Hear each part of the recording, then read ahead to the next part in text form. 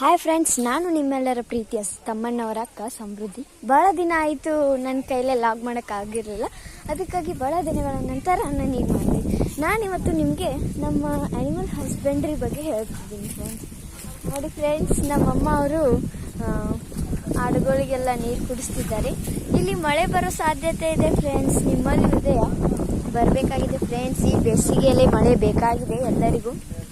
ನೋಡಿ ಫ್ರೆಂಡ್ಸ್, ಅದು ಇದೆಯಲ್ಲ ಫ್ರೆಂಡ್ಸ್, ಇದು ಅಂತ ಭಾಳ ಕಾಡ್ತದೆ ಫ್ರೆಂಡ್ಸ್. ನೋಡಿ, ಭಾಳ ಭಾಳ ಭಾಳ ಬೆರಕಿದೆ ಅದು.